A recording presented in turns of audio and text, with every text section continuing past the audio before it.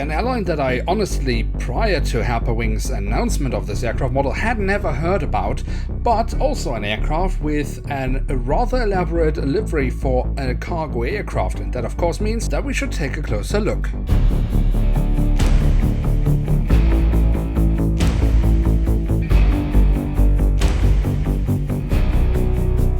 And with that, hello and welcome to a new episode of Review, where we today will take a closer look at a Boeing 747-400ERF of SF Airlines. At the front of the box we have the cutout so we can get a glimpse of the aircraft model inside, and on top of the box we have the SF Express branding, which is the parent company of SF Airlines. The backside of the box is once again a complete disappointment from Herpa Wings here. I really do not like this box design, and I really hope that they will soon reconsider this box design. So the only thing of interest we really have here is the fact that it is a limited edition. Now, before we get too far into today's review, let's address the elephant in the room, and that is how the aircraft model arrived at my doorstep, and that is partially broken. Now, the fact that the model arrived like this obviously does not mean that your model will automatically also be looking like this, but it is unfortunately by now been established that Herpa has a massive issue when it comes to quality control, and especially when it comes to the glue they're using for wings or stabilizers, that is simply failing them time and time again. Alright, so here she is, the Boeing 747-400ERF in the current livery of SF Airlines, which basically is the air freight division of SF Express. And if you have never heard about SF Airlines or SF Express, I don't blame you. I hadn't either until I was looking into it for this review.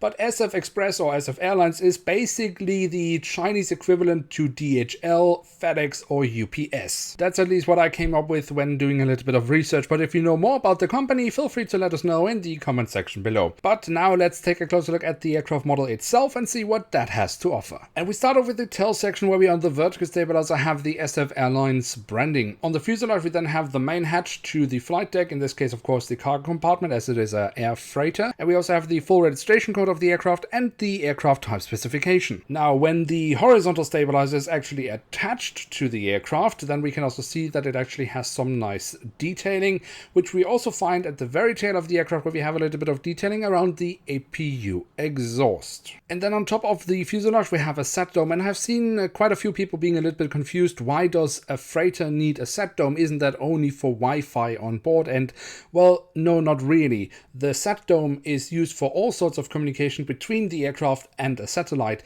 That can include then a signal which is used for Wi-Fi on board, but it doesn't necessarily need to be that. It can be used for many other things as well. Then at the front of the aircraft we have the SF Airlines branding once more.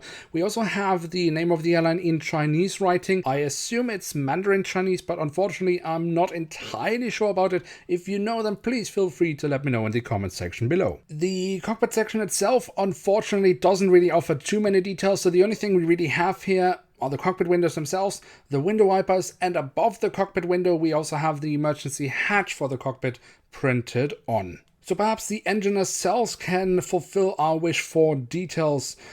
And if you look at them, well, I mean, okay, we don't have many markings as such. In fact, we have no markings, but we do have the silver leading edge. We have the SF Airlines branding printed on as well. If you look from the back side, I think that does look rather decent. And also, if you look into the engines from the front, we can very nicely see the engine fan blades. Then we should also take a quick look at the wings. And if we start off here with the top side, we can see the different flaps, slats and spoilers have been carved out very nicely. We also have some additional detailing with some different shades of grey and the full registration code of the aircraft.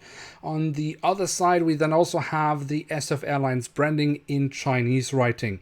Looking at the underside of the wings, we also have again the SF Airlines branding and the full registration code of the aircraft, and overall I think the wings actually look rather decent.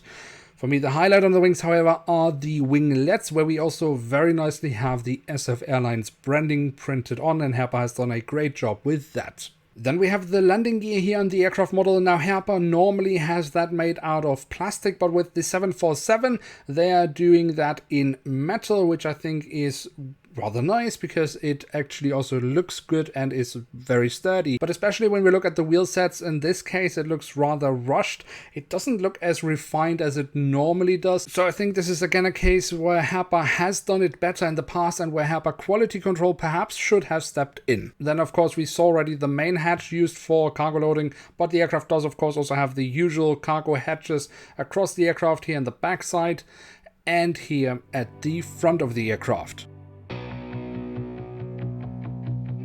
So there we have it, the Boeing 747-400ERF in the current livery of SF Airlines. And what can we say about this aircraft model? Well, when it comes to the print quality, I think Herpa has done a very good job with the aircraft. Of course, we could have a few more markings here and there, but overall the print is really good.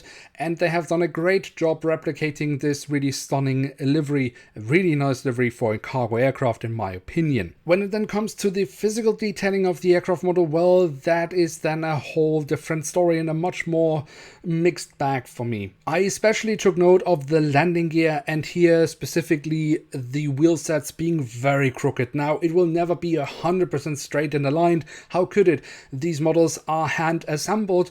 There will be some variant there, but in this case it was really a bit too much in my opinion.